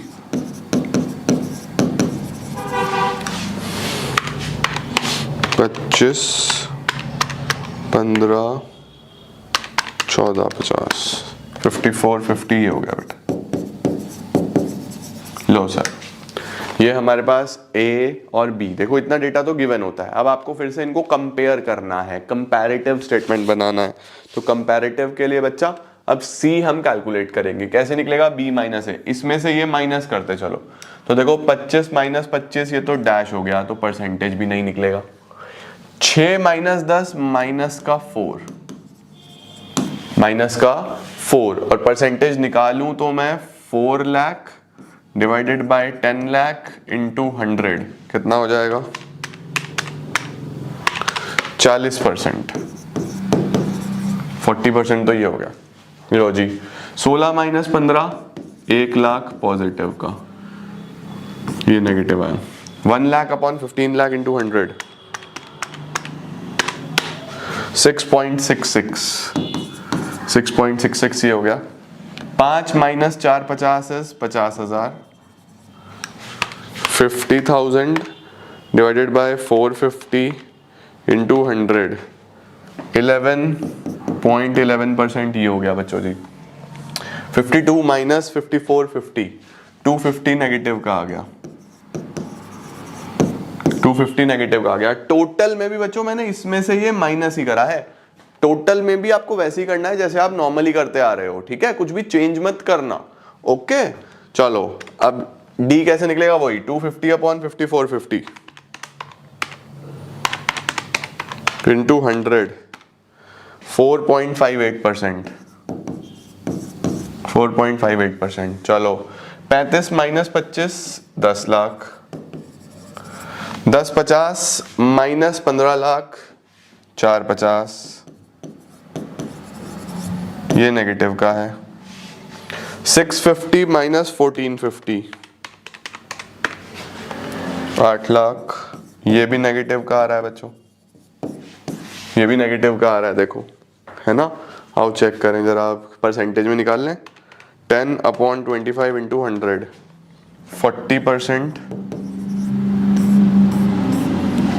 और ये कैसे निकाला मैंने? वही C अपॉन A इंटू 100, हाँ 10 अपॉन 25 इंटू 100। यहाँ पे भी कैसे निकाला था? 1 लाख अपॉन 15 लाख इंटू 100। यहाँ पे भी कैसे निकाला था? 50,000 डिवाइडेड बाय 450 इंटू 100। यहाँ पे कैसे निकाला था? 250 अपॉन 5450। ठीक है ना? समझ गए ना? लिख देना ये एग्जाम में भी। ओके चलो, 450 अपॉन 15 लाख इंटू 100 30%, लेकिन नेगेटिव का 30। ठीक है, 8 लाख अपॉन 1450 इंटू 100 55.17, ये भी नेगेटिव का। अब लास्ट फिर से ये 250 आएगा, नेगेटिव का, तो 250 अपॉन 5450 इंटू 100 वही सेम ही आएगा, 4.58।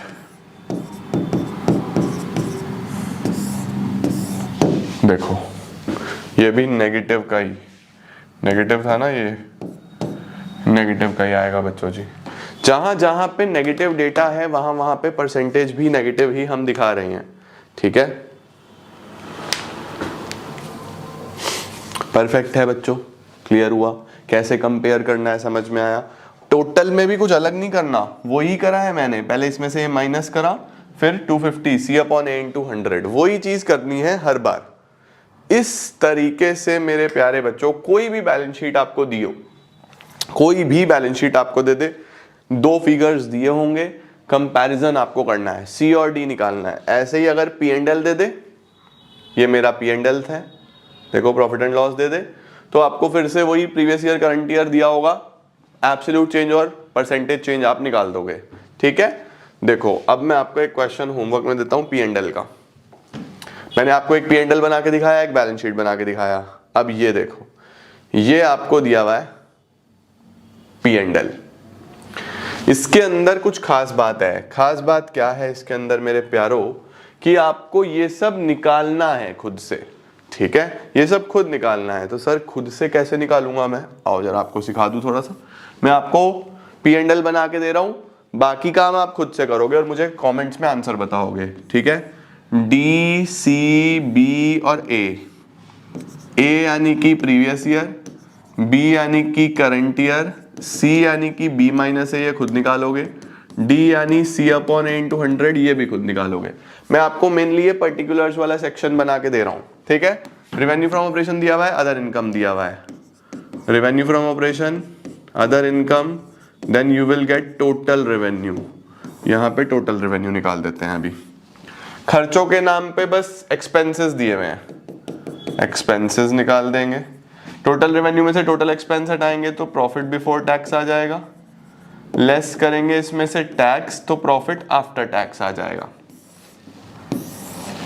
आओ सर, क्या है हमारे पास, देखो अब 2016 आपका प्रीवियस ईयर है 18 लाख,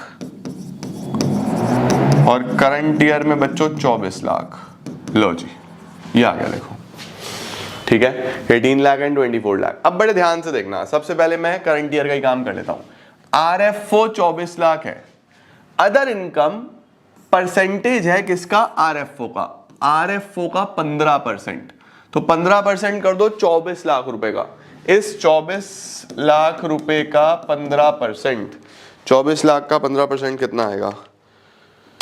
24 लाख का 15% 3,60,000। तो देखो अदर इनकम 360 आ जाएगा, पता चल गया।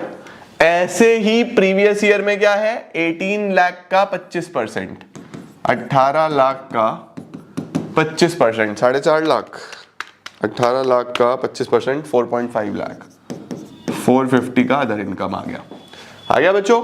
तो RFO और अदर इनकम पता चल गया। टोटल रेवेन्यू देख लो, 18 और 4 2250,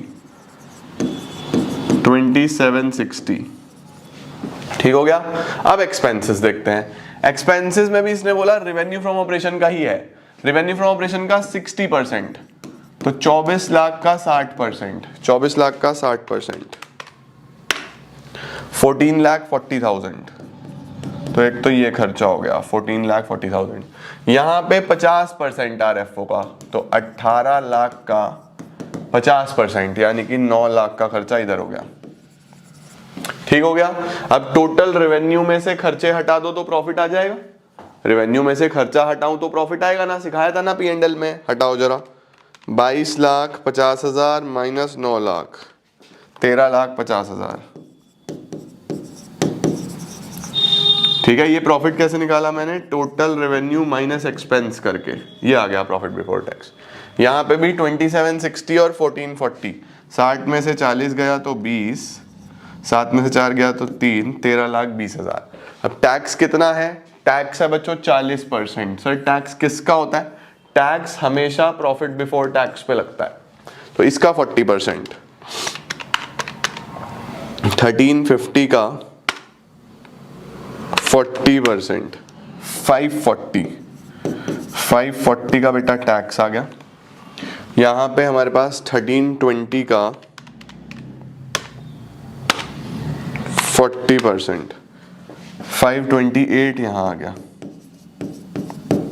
ये टैक्स आ गया, ये माइनस कर दो।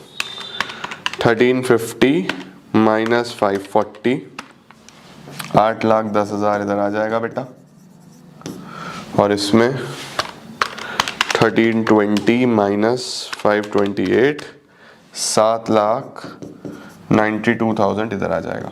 एक बार परसेंटेजेस ध्यान से देख लेना, ठीक है ना, कहाँ कहाँ पे क्या क्या निकालना था, बड़े बड़े ध्यान से करते चलना है और आपके लिए इजी हो जाएगा बहुत ही, ठीक है।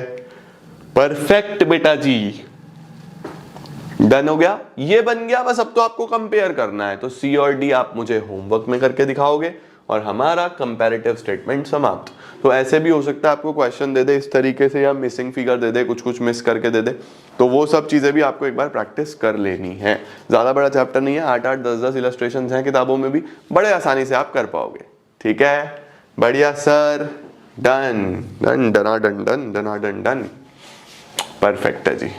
इसके बाद तो हमारे पास कॉमन साइज आ रहा है। कॉमन साइज अगला चैप्टर है, इसको हम कल देखेंगे।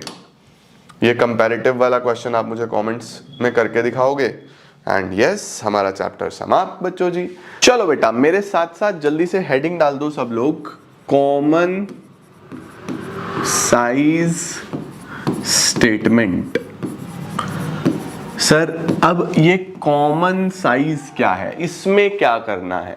बच्चों देखो, कंपैरेटिव में तो हम 2 साल के डेटा को कंपेयर करते थे, एक प्रीवियस ईयर एक करंट ईयर, चेक करते थे कि कितनी प्रोग्रेस है, कितनी ग्रोथ है। कॉमन साइज में हम ऐसा नहीं करते। कॉमन साइज में बच्चों हम एक ही साल के डेटा को आपस में कंपेयर करने की कोशिश करते हैं या आपस में एनालाइज करने की कोशिश करते हैं। कि जैसे फॉर एग्जांपल मैं आपको बोलूं कि मेरी ये बैलेंस शीट है, ठीक है। अब बैलेंस शीट में सर हमारे पास क्या क्या है? हमारे पास है share holders fund, non current liability, current liability, total, non current assets, total. देखो ऐसा है ना। और यहां पे लिखा हुआ है कि शेयर होल्डर फंड 60 है, ये 20 है, ये 20 है, ये 100 है, ये 55 है, ये 45 है और ये 100 है। ये बैलेंस शीट थी। Share holders funds, non current liability, current liability, total, non current asset, total, ठीक है। अब मैं आपको बोलूं कि मुझे ये जानना है कि मेरे टोटल एसेट्स में करंट कितने परसेंट है और नॉन करंट कितने परसेंट है, या फिर मुझे ये जानना है कि मेरी टोटल लायबिलिटी में शेयर होल्डर फंड कितने हैं, या फिर कितना परसेंट मेरे नॉन करंट लायबिलिटी है, या फिर कितना परसेंट मेरी करंट लायबिलिटी है। इसका मतलब बच्चों कॉमन साइज में हम लोग सिंपली डेटा को एनालाइज करने के लिए परसेंटेज में निकाल देते हैं सारी की सारी फिगर्स को टू अ कॉमन बेस। यानी कि हम लोग सिंपली एक कॉमन बेस कंसीडर कर लेते हैं। We consider a common base, एक हम कॉमन बेस कंसीडर करते हैं। कॉमन बेस का मतलब कि जिस वैल्यू को हम डिनोमिनेटर में रखेंगे, और उस बेस के रिस्पेक्ट में सारी वैल्यूज की परसेंटेज निकाल देते हैं। जैसे अगर मैं आपको बोलूं कि मुझे शेयर होल्डर फंड बताओ कि कितना परसेंट है, तो मैं बोलूंगा टोटल लायबिलिटीज कितनी है 100, तो 60/100 इंटू 100, 60% शेयर होल्डर फंड हो गया। इसका मतलब मेरी टोटल लायबिलिटीज में, मेरी टोटल फर्म में 60% शेयर होल्डर फंड लगा हुआ है। नॉन करंट लायबिलिटी मैंने बाहर से कितना परसेंट लिया हुआ है, तो 20, तो मैं बोलूंगा 20 डिवाइड बाय 100 इंटू 100, तो मैं बोलूंगा 20%। फिर मेरी करंट लायबिलिटीज कितनी है 20/100 इंटू 100, ये भी 20% हो जाएगा। और टोटल तो है ही टोटल, तो इसका अगर मुझे कॉमन साइज निकालना हो तो मैं बोलूंगा 100/100 इंटू 100, तो ये तो अपने आप ही 100% आ जाएगा। फिर ऐसे ही सर अगर एसेट्स निकालना हो कि कितना परसेंट मेरे एसेट्स हैं, तो फिर से वही बात, 55 डिवाइड बाय 100 इंटू 100, 55% तो नॉन करंट एसेट हो गया। करंट एसेट 45/100 इंटू 100, 45% मेरा करंट एसेट्स हो गया। तो मेरी लायबिलिटीज और एसेट्स को जब मैं किसी एक कॉमन बेस के रिस्पेक्ट में परसेंटेज निकाल रहा हूं बच्चों, इसी को हम लोग कॉमन साइज स्टेटमेंट्स भी बोल देते हैं। अब इसी तरीके से सर अगर मुझे P&L में निकालना हो, फॉर एग्जाम्पल मैं आपको बोलूं कि हमें P&L ऐसे दिया हुआ है, revenue from operation, other income, total revenue, फिर एक्सपेंसेस के नाम पे हमारे पास कॉस्ट ऑफ मटेरियल कंज्यूम्ड है, एम्प्लॉय बेनिफिट एक्सपेंसेस हैं और अदर एक्सपेंसेस हैं। बस इतना ही दिया हुआ था, ठीक है। फिर हम क्या करते हैं, टोटल एक्सपेंसेस कर लेते हैं।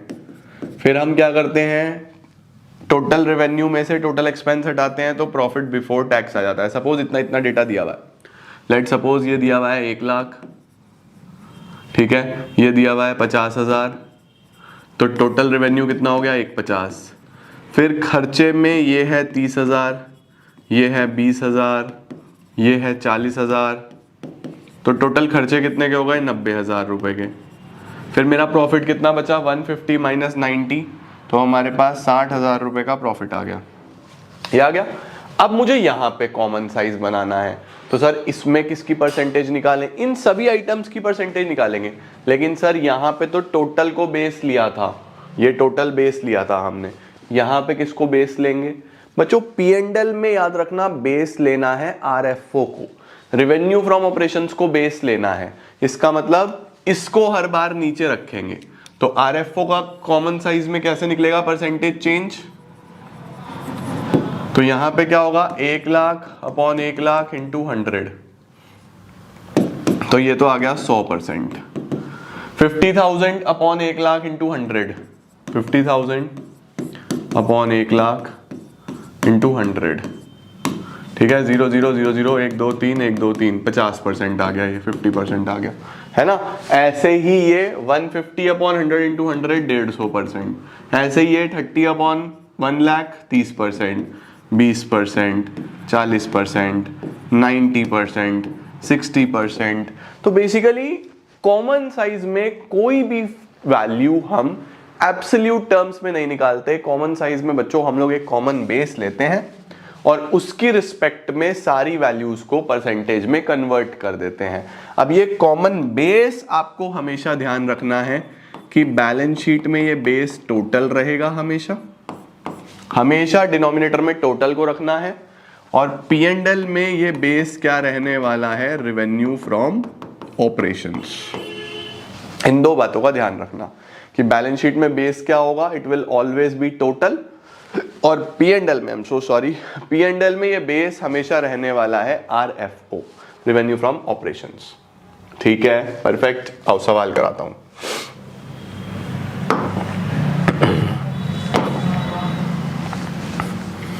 देखो, from the following balance sheet of Surbhi limited, 2 साल का डेटा दिया हुआ है, 2019 2018। हमें फिर से क्या करना है, कॉमन साइज स्टेटमेंट बनाना है। आ जाओ चलो बनाते हैं। यहां पे लिखते हैं कॉमन साइज बैलेंस शीट। अब हमें 2 साल का डेटा तो दिया ही हुआ है, ठीक है। देखो पर्टिकुलर्स,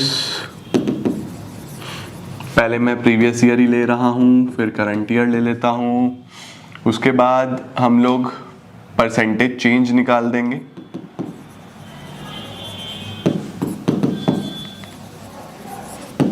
ठीक है, इसको और डिटेल में लिख देते हैं बच्चों, थोड़ा सा इसको ऐसा लिख देता हूं। यहां तो वही आ रहा है कॉमन साइज बैलेंस शीट, ये तो हो जाएगा एब्सोल्यूट अमाउंट, है ना, ये तो एब्सोल्यूट है क्योंकि रुपीस में दिया हुआ है, और ये हो जाएगा percentage of total. Balance sheet में तो हम परसेंटेज टोटल की रिस्पेक्ट में निकालते हैं ना, ऐसे जब P&L होगा तो परसेंटेज ऑफ RFO लिख दूंगा, सही है। अब प्रीवियस ईयर करंट ईयर मेरे पास कौन कौन सा था क्वेश्चन में, 2018-19, तो इसको भी 2018-19 ही कर ले।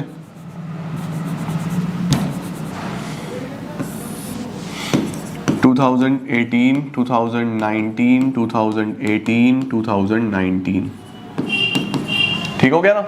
तो ये हमारे पास डेटा गिवन होगा, ये हमें परसेंटेजेस निकाल देनी है बस, राइट। ये अमाउंट में है और ये हम परसेंटेज में निकालेंगे। चलो भाई, अब देखते हैं क्या क्या दिया हुआ है। इक्विटी एंड लायबिलिटी में, equity and liability, share holder fund, सब कुछ ही दिया हुआ है almost. Equity and liabilities, share holders funds, share capital,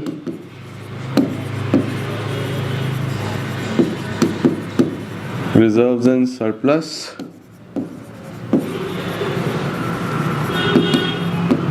non-current liabilities, long-term borrowings,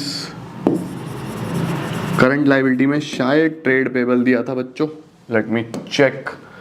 आप लोग सोचते हो कि इंसान कहाँ देखता है, यहाँ देखता हूँ, छोटे छोटे में याद रहता है।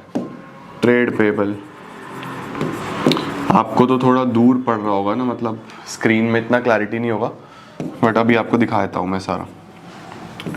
ये लाइबिलिटी साइड का टोटल आ गया बच्चों, ठीक है। और एसेट्स में क्या क्या दिया हुआ है? एसेट्स में दिया हुआ है हमें नॉन करंट एसेट में PPE, देन करंट एसेट में इन्वेंट्री और कैश एंड कैश इक्विवेलेंट।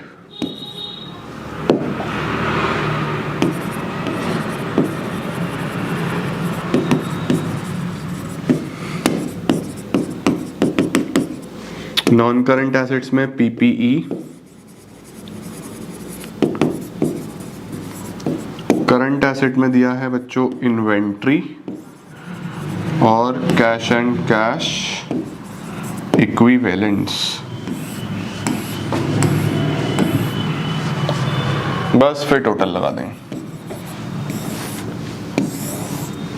चलो सर 2018 2019 जल्दी जल्दी से अमाउंट भर लेते हैं बच्चों। पहले 2018 के भर ले। 2018 के अमाउंट कितने कितने हैं? 9155 9155 1082 9155 1082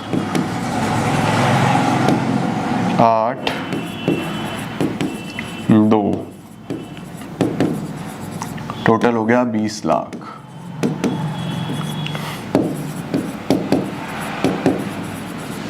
और अगर बात करें हम 2019 की बात करें बच्चों तो 20 2 12 6 20 19 1 20 2 12 6 20 19 1 40 लाख रुपीस बच्चों ये आ गया। लो सर देखो ये एब्सोल्यूट फिगर्स आपको हमेशा गिवन होती हैं क्वेश्चंस में, ठीक है। मुझे सिर्फ परसेंटेज निकालनी है। तो जब बच्चों हम परसेंटेज निकाल रहे होते हैं तो 18 की वैल्यूज यहाँ पे लिखेंगे, 19 की वैल्यूज यहाँ पे लिखेंगे, तो कोई कंफ्यूजन नहीं है। जब आप 18 का काम कर रहे हो तो इसको भूल जाओ, जब आप इसका काम करोगे तो इसको भूल जाओ। पहले 18 का कर रहे हैं हम लोग काम, ठीक है। तो 18 का बेस किसको लेना है बैलेंस शीट में? टोटल को, ठीक है। तो 9 lakh divide by 20 lakh into 100 यहाँ पे आएगा 9/20 इंटू 100 कितना आ जाएगा? 45%। तो ये तो आ गया बच्चों 45.00। अभी समझ गए ना, हर बार लिखने की जरूरत नहीं है, वर्किंग नोट्स में 1-2 निकाल के दिखा दो, बाकी आप निकाल दो, ठीक है। 1 लाख अपॉन 20 लाख 5%, 5%, 5/20 25%, 5/20 25%, 20/20 100%। टोटल तो हमेशा 100 ही आता है, ये तो 100 ही रहेगा।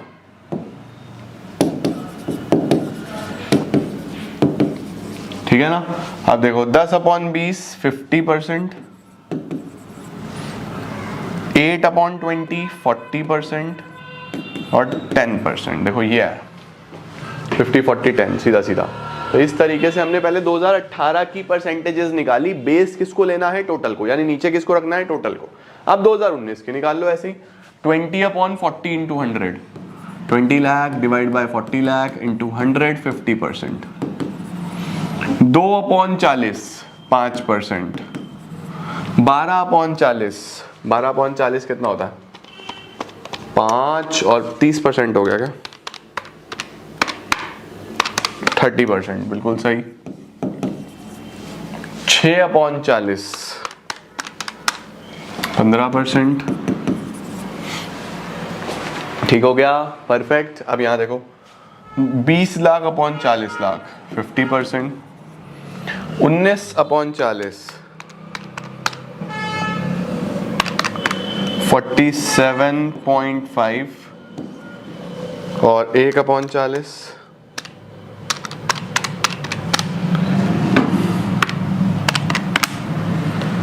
2.50। देखो ये आ रही है। परसेंटेजेस ऐसे निकलती हैं। तो कॉमन साइज स्टेटमेंट में बच्चों फिर बता रहा हूं, आपको सिंपली एक कॉमन बेस लेना है और उसके रिस्पेक्ट में सारी वैल्यूज की परसेंटेज निकाल देनी है, समझे ना। तो बैलेंस शीट में देखो इस तरीके से ये फॉर्मेट ध्यान रखना, absolute amount, percentage of total. P&L में क्या लिखूंगा, परसेंटेज ऑफ RFO। ओके चलो स्क्रीनशॉट ले लो, कोई भी बैलेंस शीट हो राइट, उसका आपको सिंपली इस तरीके से कॉमन साइज निकाल देना है, अलग अलग साल का अलग अलग, इसमें कोई कंपैरिजन नहीं होता। ऑलराइट चलो सर ये तो समझ गए। अब हमको और क्या दिया हुआ है, देखो इसमें क्या बनाना है आपको, prepare common size P&L from the following information. Common size P&L बनाओगे खुद से, ठीक है। चलो एक साल का मैं करके देता हूँ, एक साल का आपका होमवर्क है। कल वाले बच्चों ने बहुत अच्छा कमेंट्स में होमवर्क करके बच्चों ने लिख रखा था, बहुत सारे बच्चों ने सही कर रखा था। आज वाला भी देखते हैं कितने बच्चे सही करेंगे। कॉमन साइज P&L बनाते हैं, चलो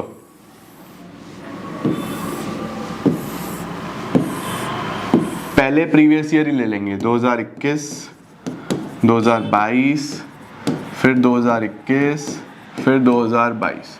ये परसेंटेज में, ये रुपीस में, ये एब्सोल्यूट अमाउंट है और ये है percentage of revenue from operation. ध्यान रखना बच्चों, P&L में परसेंटेज ऑफ RFO लिखते हैं क्योंकि बेस RFO को लिखते हैं। RFO दिया हुआ है, अदर इनकम दिया हुआ है, इसको जोड़ू तो टोटल रेवेन्यू बन जाता है। प्लीज फुल फॉर्म्स यूज करना बच्चों, तुम्हारा कुछ नहीं पता, मैं भी फुल फॉर्म ही लिख लेता हूँ।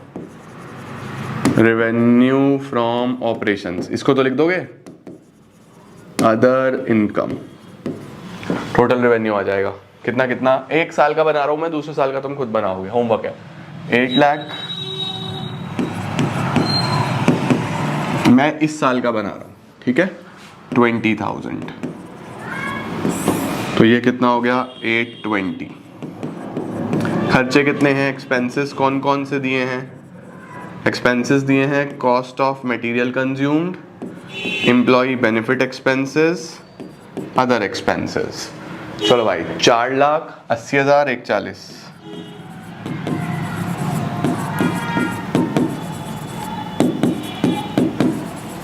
अब कर दो total expense, total expense, total expense कितना है, 4,41,40, 5,40, 6,20, 6,20 का टोटल एक्सपेंस है। टोटल रेवेन्यू में से टोटल एक्सपेंस हटा दूं तो प्रॉफिट बिफोर टैक्स आ जाएगा, 8,20 माइनस 6,20, 2 लाख। टैक्स का रेट बच्चों दिया नहीं हुआ, टैक्स का रेट दिया नहीं हुआ तो बस यहीं तक बनेगा, ठीक है। ये वाली फिगर्स आप होमवर्क में बनाओगे 2022 का। अब 21 का परसेंटेज निकालते हैं। देखो बेस किसको लेना है, RFO को, ठीक है। तो 8 लाख अपॉन 8 लाख इंटू 100, ये तो 100%, 20,000 upon 8 lakh into 100,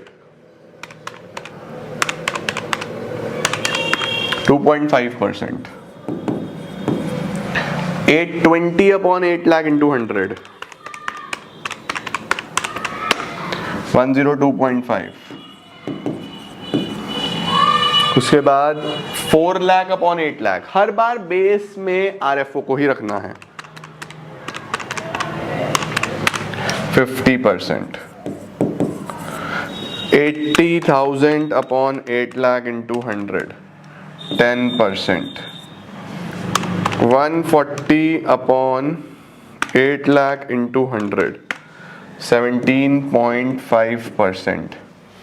620 upon 8 lakh into 100, 77.5%।